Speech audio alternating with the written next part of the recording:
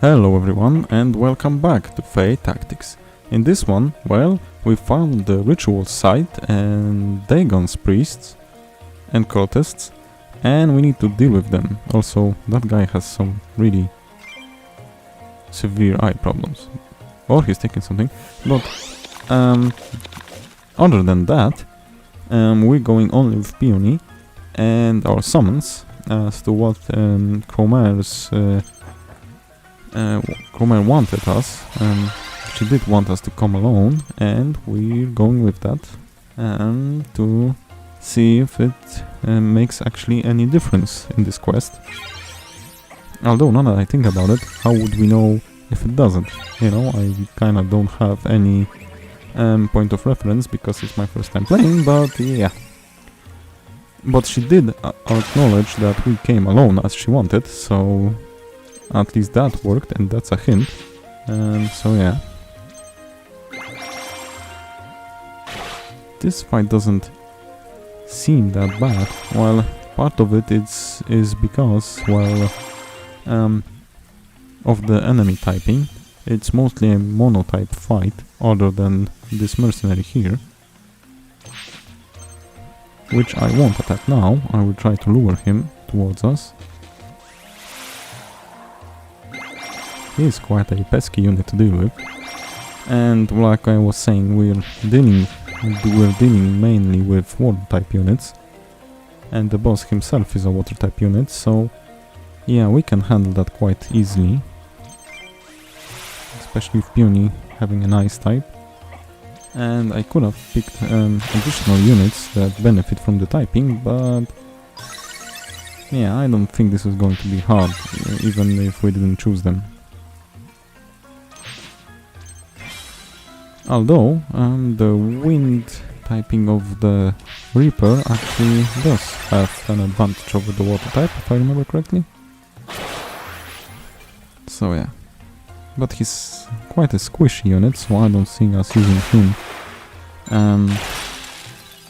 as anything other than a support unit, mostly. I would try to position him for a combo with the Bone Servant, if I need the additional damage, and I think I will. But other than that, he's here to provide us with haste, so I can cover more ground quickly and get to the boss before he starts doing stuff with his ultra attack, whatever it is. But it seems to be something irritating because he was given the flagellant ability, and you know that the last unit we saw with that one was actually summoning things as his ultra, so yeah. There's also that one treasure chest that I want to get. Wonder what's in it.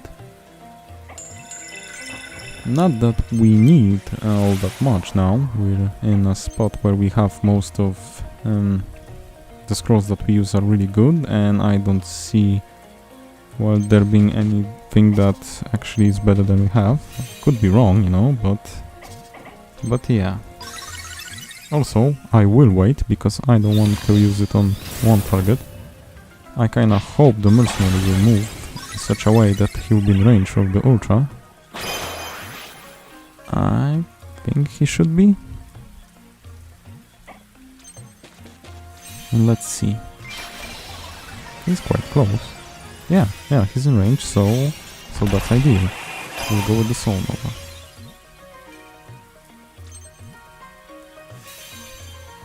Well, because of the typing, that didn't do much. But let me just position the Bone Servant like here. I don't want to attack with him just yet, and because of that reaction ability from the mercenary.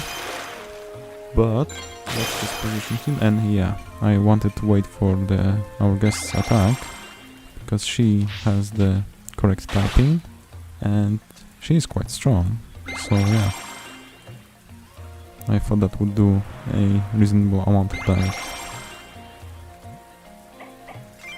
As for the boss himself, that's quite a cheeky setup that they did here. Him having the flagellant ability and having two witches with healing on his side. So yeah, that's that's quite okay. Also, yeah, I was going to say I should have moved with the Barn Reaper, but yeah, he already did move, so I couldn't set up that combo better. And now I think it's time to back up with Peony, because I did drew them forward. And I think that's enough. Yeah, and that didn't help either. Alright, so yeah, I am not risking it, especially since that coat is there. We'll have that isolation bonus if I move Peony even forward. I need to deal with the mercenary. I don't want him actually coming back in 2 turns, so I will set up a multiple combo here, and he should be easily dealt with.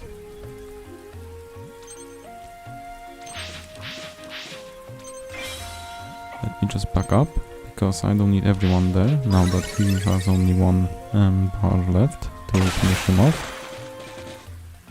So this should do the trick, yeah. I wonder what the boss will do. Well, nothing much. He does have a puny amount of HP and mana barrier for a boss this late. But I guess not all of them are stuff as those side quest bosses that we've met.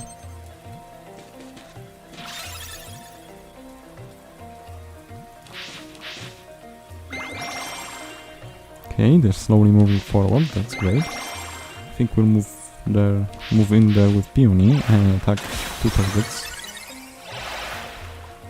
Yeah, that should be okay. And I will follow her with the Bone Servant for some protection.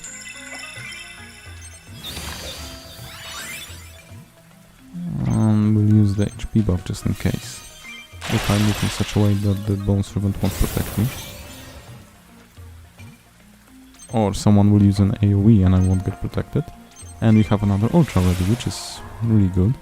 We'll haste Chromare. That will become useful. Seem to be losing my ability to speak coherently. I guess talking for extended periods of time doesn't suit me well, even after so much episodes. But I guess we'll get there. I still need some work when it comes to that. Which is why I have an additional idea. But when it comes to that, I will talk about it in an additional video. So, there may be a surprise coming, so stay in tune. But, back to the battle and what we have on the field right now. So far so good, and this is looking like it's going entirely in our favor. Let's just double up some HP. I could attack, but nah, I don't see that being useful. The Reaper is in a not so good spot, because he will get damage from that Grumble Bunny, and he has anti-air capabilities, but I think he should survive. Yeah, that didn't do even half his HP, so we're good. And time for an Ultra. Let's see how many units we can actually hit. 1, 2, 3, 5 right here. And only 4 here, so yeah, the first one was the better choice. And let's see how many we pick off. Okay, that was nice, that was worth it. I don't know if we can pick up that scroll, because it's behind the boss. And I would want to focus him, but if we get the chance, I'll move there. That was a really nice move. And she has her Ultra up, which should provide to be useful. Okay, yeah, healing aura, forgot about that. Okay, you just stop.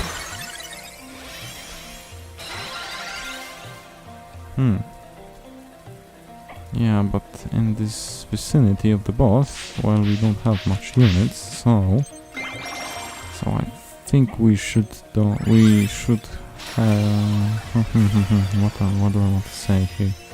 There shouldn't be any problems, I was going to say, but yeah. Okay, that was some nice damage. But the typing was in his favor, because that was a fire elemental attack. That cripple debuff is not a good thing to have. But we can't do anything with that now.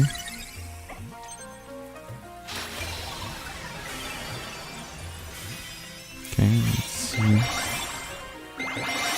The witches tend to have healing assist abilities. From what you can see, at least this is the second, well, technically third one that has that. Well, no, second one. Peony doesn't have a healing ultra, she has a buffing ultra when used with weapons, if I remember correctly. Crit buff and something else. Yeah, but Damla was primarily a healer, so I don't know if you can count that. And now Cromer, they have healing ultras. Okay, I think like it looked like that should target the priest, that contra attack, but it didn't. So okay. But now it did and didn't target the Beelzebufo, so that got me confused. Yeah, I know that's height difference, but he has an AoE counter, so shouldn't it work regardless? That's kinda strange. Well, I guess the height difference did a trick with the implementation of the counter attacks, because if it's triggered, it will hit regardless of the evade chance, I think. And it sort of had to work despite the height difference. Normally an AoE attack from the ground that the servant was standing on wouldn't hit the height from of the Dagon priest. At least I think so. So yeah, that was kind of a wonky way to actually incorporate the mechanic. At least it seems like that. Let's heal up and get some attack buff.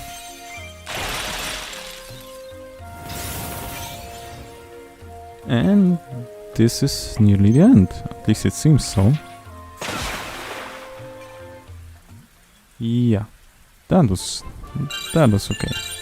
It's not an overly hard fight. It's actually quite an easy fight as far as boss battles go. Not much HP, XP.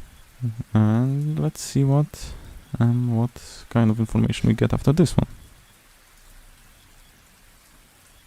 So it was the people of the village that were involved all along. So yeah.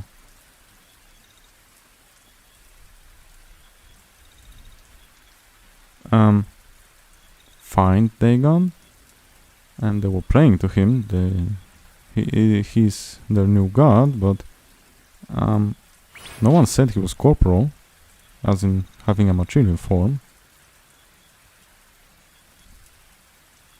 Oh, so that's kinda cool. So we have a survivor left.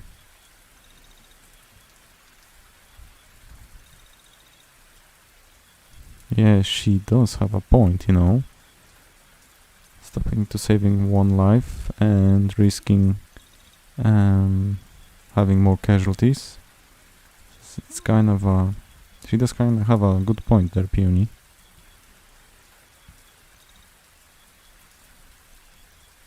The witches are quite interesting in this game.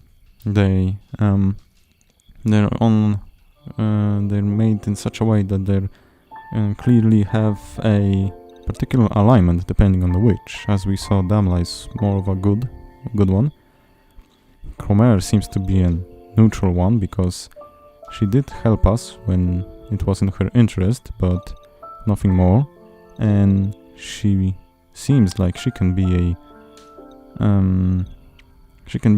against us if it serves her purpose, because Chico was quite nervous around her.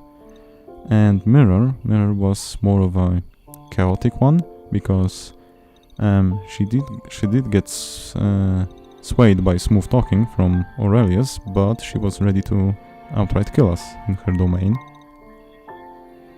And we have that another witch with she was helping Dark Earths. Her name escapes me now, but it was said in one of the dialogues. But okay, I guess we have to confront the followers of Dagon, and we found that fairy which is on the verge of dying, and we have to do something, but I don't see any story event regarding that. So I wonder how it will go, if it's an automatic event after we confront Dagon, but I guess we'll see that in the following episodes, so yeah. Thank you for watching this one, everyone, and take care. Bye bye, and see you in the next one. I'll just check to see if there are any additional new events. And end the video.